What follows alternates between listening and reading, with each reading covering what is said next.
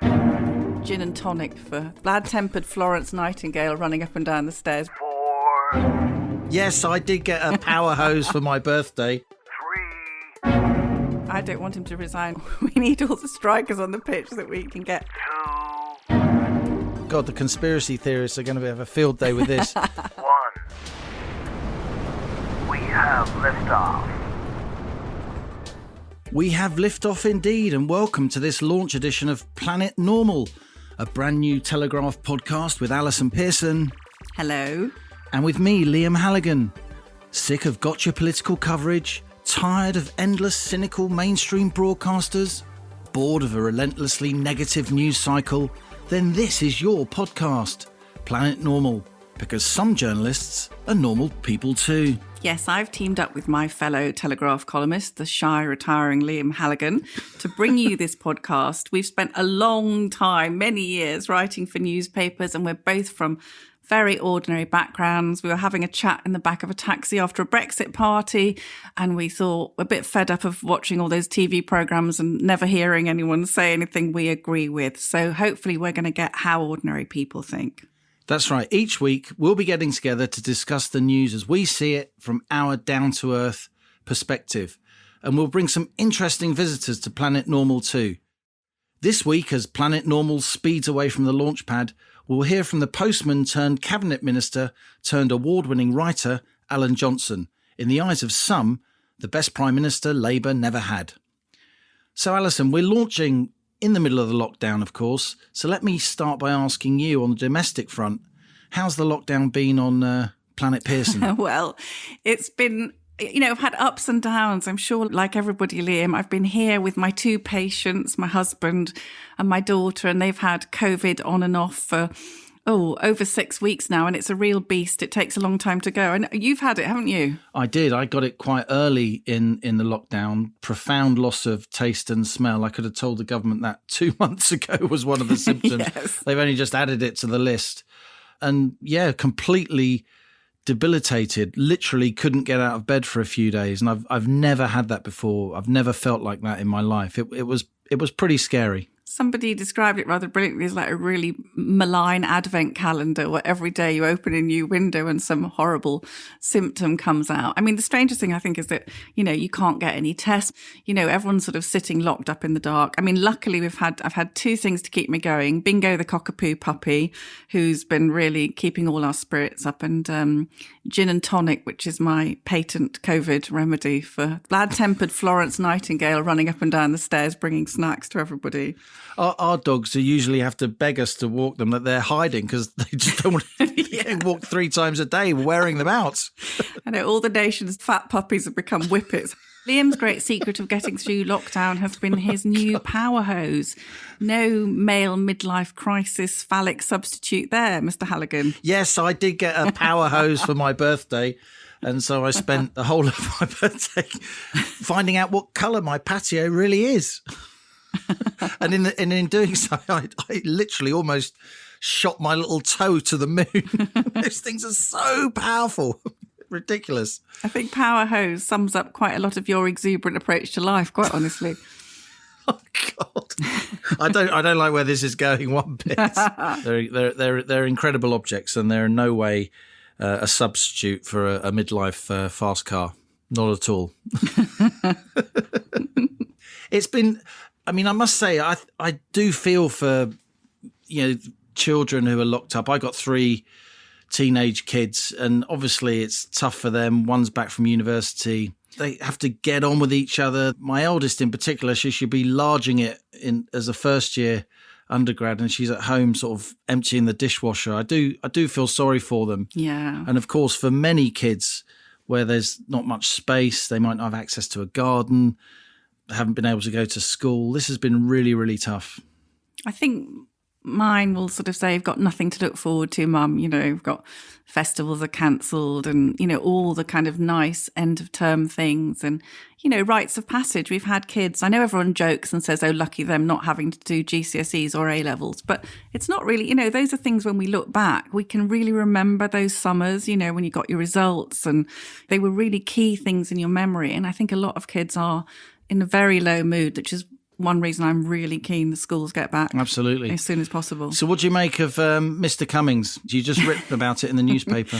If you saw me, Liam, I think I'm peppered with shot from really angry Telegraph readers. You know, when you write a column, you've often got a very strong idea of what you want to say. And this week I felt very mixed feelings, which is quite unusual for me. And I felt that, yes, we know he's a target, isn't he? You know, he's Mr. Brexit and they all hate him. And he's my hero, really. You know, he did battle with the establishment and got Brexit done.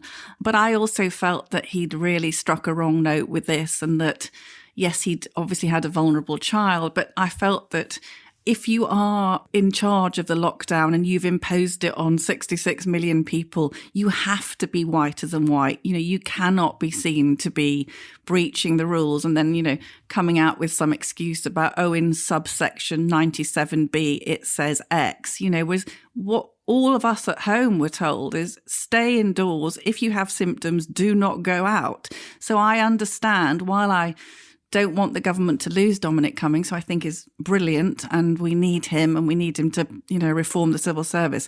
I also understand why a lot of people are thinking, hang on, why is he allowed to do that? And I can't see my mum or I can't see my grandchildren. I agree in the sense that, well, I agree with what you wrote in your column, that he should have said sorry, even if he didn't feel in his bones he had a reason to say sorry because he hadn't broken any rules. It wouldn't have cost him anything to say sorry.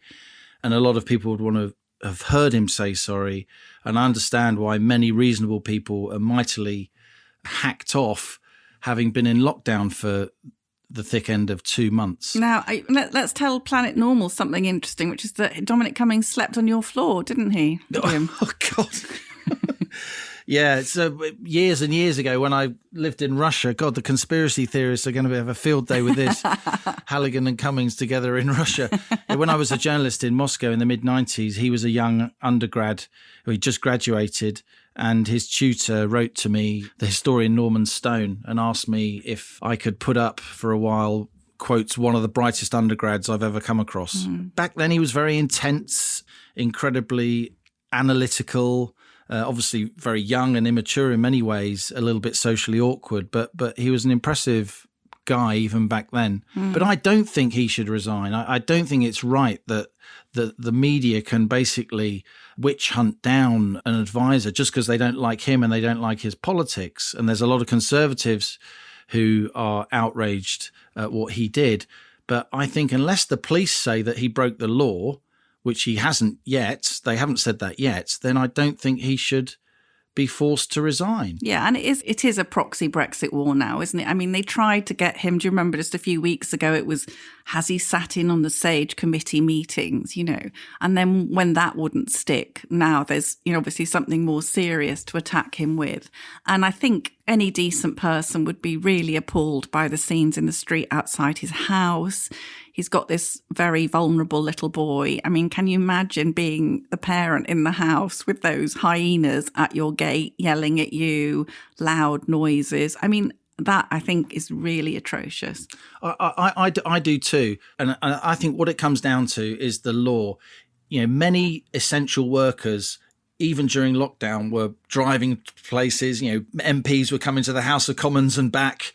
Many of the MPs criticising him now for obvious reasons. I thought under pressure in his Rose Garden press conference, he was remarkably calm and professional. And well turned out. It did make me laugh. I thought, someone's ironed that shirt. I understand that many reasonable people, it isn't a Brexit proxy war for them. They just don't like what he's done. And that's fair enough. And you can be reasonable and come to that conclusion. I would simply put a higher bar on it. You know, you can't blame the guy because he's got parents who have got a farm that's got outbuildings on it. That's otherworldly to many people, of course. That will upset them. He's a relatively wealthy, extremely well-connected, privileged bloke. And that annoys lots of people who have been holed up in a small urban flat with screaming children. I completely get that. But there were exceptions to the rules, particularly regarding key workers and particularly regarding people with small children. That Easter weekend when he did that trip to Barnard Castle and somewhat hilariously claimed that he was going on a drive to make sure his eyesight was all right. So that's going to become a running joke. But I remember that Easter weekend, and we were told we were not allowed to go on longer journeys. And I remember thinking, can I drive 3 miles and take the dog for a walk in the woods? Yeah. So I think what we're up against is a lot of people doing their best to, stay at home, save lives. And then suddenly, everybody becomes more resentful and judgmental. We've been doing 9 weeks. That's why I think the resentment and anger crops up. I mean, another point is, do you think that the childishness of some of the messaging, which has been really kind of like, 7-year-old kid level, hasn't given people the sense that they can use their own instincts and judgment? It's been very, very play school, hasn't it? Listen with mother, with the press briefings. And they didn't say, if you find yourself in this situation, do feel free to use your common sense, did they? So I think that's been a mistake. Of course, we've all heard the slogan to death. It's our generation's equivalent of keep calm and carry on, isn't it? Stay at home, protect the NHS, save lives. But the guidance was there. I mean, the thing that really irks me is that there's so much else that's going on that the media should be focused on. I mean, look, the economy is tanking, the furloughing schemes, how long are they going to last? What's the implications of this for the future of the economy? We had a very, very low, thankfully, death count for COVID earlier this week. We've got incredibly important economic decisions to make. Look what's happening in Hong Kong as well. I mean, there's so much going on in the world, and yet the media is completely fixated on one thing. And I think, yes, polling shows that a lot of the country's upset about it. But if you look at the polling, a lot of it's very leading questions. If he broke the rules, do you then think that, et cetera, et cetera. And I just think we should be focusing on what else is going on. It feels like we're very stuck, I think. We had the original thing, didn't we? 3 weeks, we can do this. Let's flatten the curve. Everybody bought into that. And then it's like another 3 weeks and everyone, swallows hard and thinks, okay, we'll give that another go. And now here we are. And 2 days ago, the number of deaths in England, as you said, is down to 59. The scientists in Oxford who are trying to do the vaccine trials, Liam, they cannot find enough virus in the community to test. Yeah. They think the trial may fail. That's how far it's disappeared. Almost all of the infections now are in hospitals and care homes. And care homes is where we've had 38% of the deaths, of the total deaths, 38% from 0.6% of the population, okay? So everybody now is still under this sort of ludicrous sort of don't go outside, don't say hello, maybe say hello to one of your friends in a field.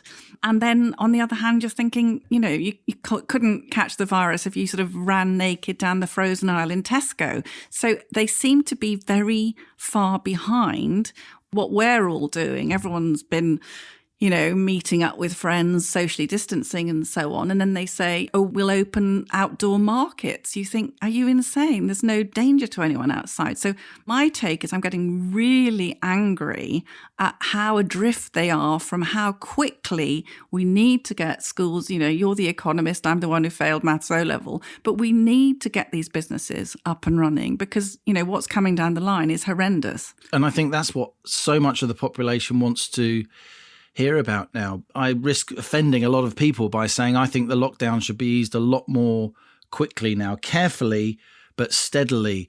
I think shops should open before the middle of June. I think that the World Health Organization is saying there's no sign of a second wave of this. That's right. And there is no simple trade-off, Alison, between lives and livelihoods. If we tank the economy seriously, people will die. A lot more people will die because of that than the people who will unfortunately and tragically die from this disease. You get deaths of despair. If we're at 3 million unemployed, which we could easily be at once the furloughing scheme is over, if there's a big sort of run on the currency, if there's systemic problems with our banking sector, this sounds inane and money driven, but it really isn't. This is people's lives. And I personally think we got to be much more bold about how quickly we ease the lockdown, not recklessly, because I actually think it's reckless to build up so much of a burden on the exchequer, huge national debts we're now going to be running.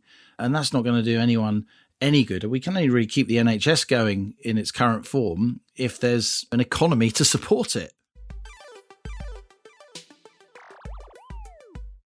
Go beyond the headlines with the Telegraph's daily coronavirus podcast, a roundup of the latest news on the pandemic from our leading journalists, with analysis on the impact on health, business and travel every weekday evening. Search Coronavirus the Latest on your podcast app.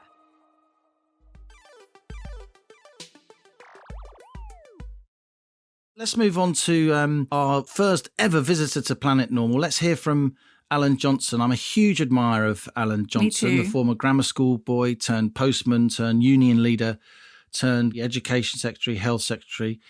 Anyone who hasn't read his memoirs, they're a fabulous read. There are 3 volumes. They're all named after Beatles tracks. This Boy, Please Mr. Postman, which the Beatles sang, and then The Long and Winding Road. I spoke to him earlier this morning, Alison, and this is what he said. So, Alan Johnson, you're the first ever guest on Planet Normal. I'm not worthy. It's a privilege and a pleasure. I'm not sure whether that means I'm more normal than anyone else, but it's great to be on this planet. I think you're ordinary, aren't you? I mean, that's the amazing thing about you. You've held some of the great offices of state. You're the postman turned Home Secretary, but you're just an ordinary guy. So given the offices of state that you've held, what have been your thoughts looking on at this lockdown and how the government's been handling it, Alan? Well, I was Health Secretary when we had the last pandemic, which was 2009. And although it didn't end up as devastating as we expected to be, this was the return, by the way, of H1N1, Spanish flu, that killed millions in 1919. And it came back again when I was Health Secretary. So I've got some experience of dealing with it, and I've got nothing but sympathy for the people who have to deal with it now. This is different because it's a respiratory pandemic and not a flu pandemic. But what I think is, I went on the BBC and other broadcast media, Sky, right at the beginning because they were interested in this link that I was Health Secretary last time we'd had a pandemic. And I reassured people, look, there's a national pandemic plan. And it will kick in. And it doesn't matter who's in government or how competent they are or incompetent they are in a sense. The plan is about how the NHS and the health service, the police, all the different agencies will deal with this because they'd have learnt from the last pandemic. The other point I made is a pandemic is top of the government's risk register. It was in our day and it is now. Not a terrorist attack, that's second. A pandemic was the top of the risk register. So you were pretty reassured that the plan is there and it would kick in. And it would kick in. And the more I heard about the shortage of PPE in particular, which should have been there, the more kind of dismayed I got that they weren't that for some reason. And it'll all come out in the wash. But for some reason, they weren't as prepared as they should have been. And part of that is because we didn't have SARS in this country. It was confined to Asia. So you had countries like South Korea. So we didn't have that readiness. Japan, etc. Who were more ready for a respiratory pandemic. But actually, there's very little difference between the two in the sense that, you have to have the PPE equipment for whichever kind of pandemic you're going to get. We ceased track and trace too early. We commenced lockdown too late. The lack of quarantine that we introduced straight away only being introduced now for people coming into this country. It's like we're introducing quarantine it's at the wrong time, as everyone else is ending it. So everyone else is coming out. So everybody's got to spend 2 weeks in quarantine from the 8th of June when they fly in and out. I find that extraordinary. And if you look at other countries, you look at Greece, for instance. We say, we've been through austerity. That might be some of the reason why we didn't have the equipment. Greece had 25% of its GDP it lost in austerity to end all austerities. They have a population that is much older than ours, and they've got a death rate of 170 in total throughout this. 170 in total. You are a compassionate guy. You got friends across the political spectrum. Does part of you as a former health secretary feel a bit sorry for Matt Hancock? Yes. He thought the plan was in place. He pulled the lever and the end of the lever broke off in his hand. Well, I mean, I do sympathise with him having to deal with this. I sympathise with, the Prime Minister having to deal with this. It's a terrible situation to deal with. But when eventually the proper independent inquiry takes place, nothing will hide the fact that we made some bad decisions, and Matt Hancock was responsible for some of them as well. So yes, my sympathy is tempered with the fact that this is politics, and politics is a contact sport. On the night of the election in December 2019, you famously railed against momentum, that you blamed the party within a party. You called them a cult for Labour's terrible result that night. Do you see signs that your new Labour leader, Keir Starmer, is purging the party that means so much to you from that kind of politics? Yes, I see big signs. I mean, the fact that he's weeded out some of the rubbish from our shadow cabinet who were there just because of their ideology. The question for Keir Starmer is you cannot continue with a party within a party. They were there just to glory their great leader, Corbyn. Now we've got rid of all that ideology, I hope. Keir has to continue on because he's got a tough job as well. How's he playing his cards, do you think, Alan? He's been quite standoffish in terms of really going for the government during this lockdown, hasn't he? He didn't sign the letter that other party leaders signed recently protesting about Dominic Cummings, for instance.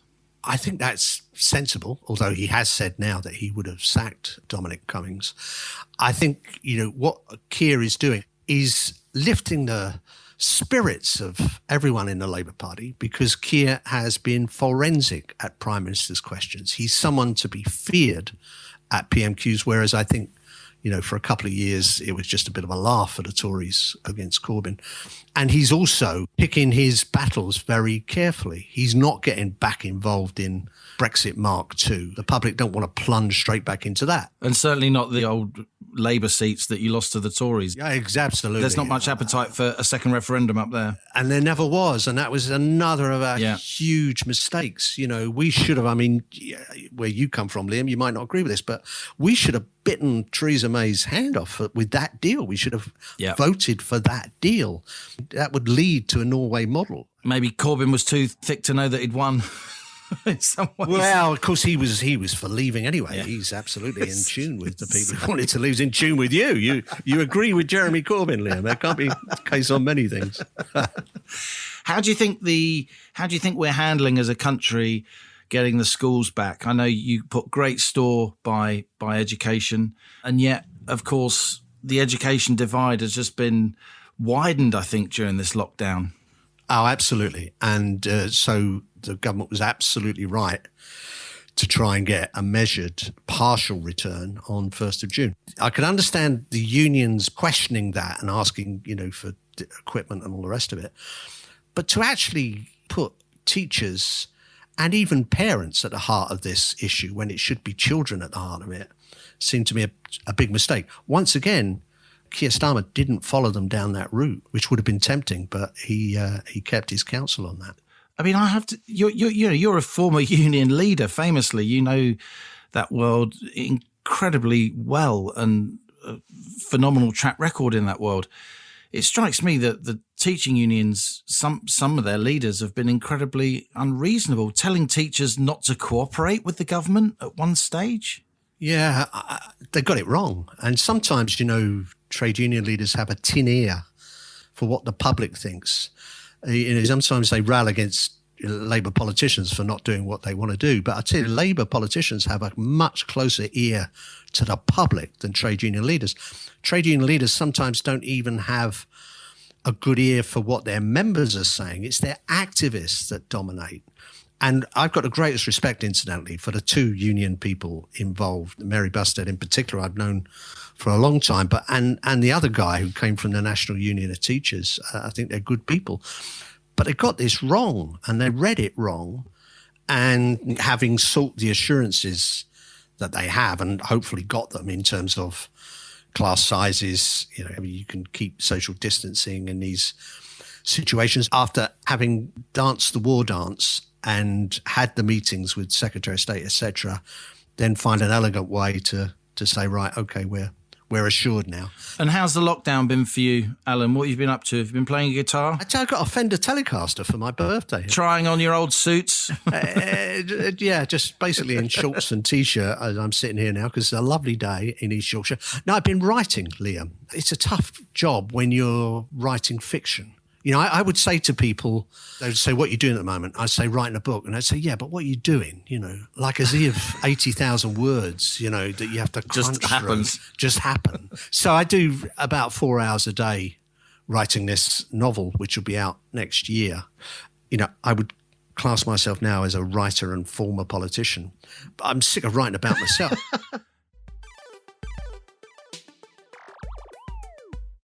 Alan Johnson there, the first visitor to Planet Normal.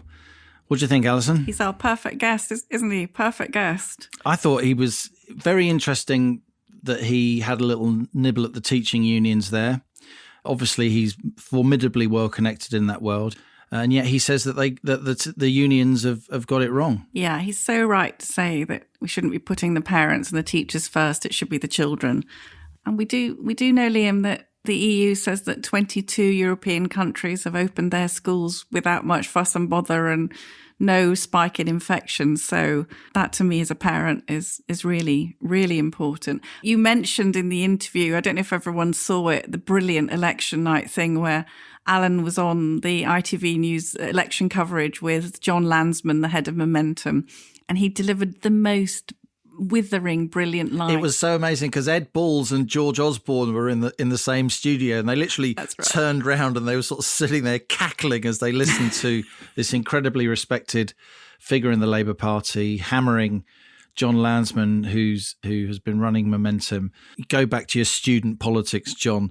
You've always been deeply disappointed by the working class, haven't you? Absolutely phenomenal. But didn't even hearing him now, it makes me think quite nostalgically about his generation of politicians, not just obviously on the Tory side, but the Charles Clarks and the Tessa Jowells and the David Blunketts. Yeah, formidable people. All great people. Very, very who've been impressive people. Speaking, you know, recently you've heard some of them making a lot more sense than some of the present cohort. Indeed. I have to say, though, I do agree with him on Keir Starmer giving Boris Johnson a run for his money on parliamentary questions, particularly the way PMQs is at the moment in this lockdown version with very few people in the chamber and his sort of forensic QC mind. He's had Johnson on the back foot a few times, hasn't he, during the lockdown? He certainly has. And I think the point Alan made, you know, the Tories had really got lucky, hadn't they, for sort of 2 years, having basically Fungus the bogeyman opposite them, you know, mumbling into his beard. And suddenly you've got someone saying, no, but what did you actually do on this particular day? And yeah, Boris has looked pretty ruffled, but also I think we're not sort of really saying he was incredibly unwell, wasn't he? I think he probably came closer to dying than we know. Yeah. And I'm very aware watching him that he still doesn't look 100%. If I was his mum, I'd be saying, you know, go to bed for a couple of weeks. Sure. But the nature of the pandemic is he can't. So he's having to try and recover as he's still in the middle of things. And I do think he deserves some sympathy. I have to say, though, I mean, a lot of Telegraph readers will be Tory voters, but I certainly think Britain works better when you've got a proper leader of the opposition. It looks as if he or she could at some stage be the next Prime Minister. I personally think it's good that the Labour Party is getting its act together as a plausible alternative government. I think it keeps the Tories on their toes and stops hubris. Yes, no, it certainly does. Although I still think some of the shadow cabinet is, you know, not necessarily what we'd want. Yeah. I mean, I don't know about you, Liam, but, you know, I've voted Labour and I've voted Tory over the years, but it would still take me a bit of convincing. While all the identity politics is going on, I think I would sort of still mistrust Labour a bit, you know. And also, he's got to deal with the anti-Semitism, hasn't he? Absolutely. And let's see if Starmer really can purge his party of momentum, as Alan Johnson says that he will. Well, look, before we go, Allison, let's move on to some readers' emails. I know you get hundreds of emails and letters from readers every week in response to your columns. I get lots of emails and letters too. What have you had this week? Well, I've had a lot complaining about the slowness to get out of the lockdown. So Judith says the government is starting to look cautious beyond belief and deluded. Social distancing in parks has been going on from day one. Socially distanced meeting in gardens for the past months. Barbecues for the past 2 weeks. They are not offering us a crumb to alleviate our situation. I have nothing on the horizon to look forward to. Boris, let me out.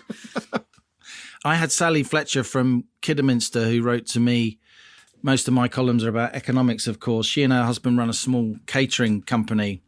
The banks rejected their applications for a bounce back loan. They've had to, refinance their home to try and keep the company going. They're keeping staff on who they're loyal to, who they haven't managed to get into the furlough scheme. And Sally says to me, I'm completely fearful about our future. I just don't know if our company is going to survive. It keeps me awake every night. It's the first thing I think of when I wake up every morning. I think there are a lot of people with that kind of dread. So I've got Julie here speaking up for Dominic Cummings, saying he acted as a responsible, caring father and a freeborn citizen. How could you leave a vulnerable child with both parents in danger of becoming incapacitated? Let's call this situation for what it really is, a political hit job to avenge the 2016 referendum result and the resounding general election victory. It has sod all to do with public health. I think there's something in that, but I do think there are still quite a lot of reasonable people who don't want Cummings around and want him to resign on the strength not of his politics, but of what he did. I don't agree with them. Maybe you do. I don't want him to resign. We need all the strikers on the pitch that we can get. I did like this one from Mark. This was talking about some teachers showing a reluctance to go back to school. Rather than clapping these people on a Thursday, perhaps we should have a nationwide mooning at a set hour towards teachers who won't go back to work. So that's the pants down solution. Look, let's end it there, okay? Yes. Planet Normal's been launched. Our podcast is in orbit. We're gazing down on this mad and wonderful world. Do join us next week, listeners, and every week. And before then, I can't imagine any of you have got anything to say about lockdown, about Dominic Cummings, or any of the things dividing the nations. But if you do, send us an email to planetnormal@telegraph.co.uk. And if you're feeling really techie, why not record a voice memo with your thoughts on your phone? And you may even hear it on next week's show. Allison and anyone over 50 who doesn't know how to do this, phone someone under 30 and ask them. Yeah, I've got my own technical assistant here, age 24, so you're lucky I'm here at all. If you've enjoyed today's episode, we hope you have. Please tell your friends about it. Tweet up a storm. Leave us a 5-star rating, even a short review on Apple Podcasts. Please be kind. We're just getting going. As a new show, it will really help for other people to find us. And if hearing our voices hasn't put you off completely, you can read more of our work on the Telegraph's website, and listeners can get a 30-day subscription to the Telegraph completely free at telegraph.co.uk/normal. Most important of all, please subscribe to this feed to make sure you don't miss our upcoming episodes. We're going to be talking to some fantastic people who share our views that parts of the media just don't get how ordinary people think. We've got a grammar school scouser turned cabinet minister, famous for her eggs, who's never far from the headlines, one of the most authoritative critics of the government's lockdown strategy, a former top spy, M if you like, with some surprisingly down-to-earth opinions. So until next week, goodbye from Liam and me on Planet Normal. Goodbye and touchdown.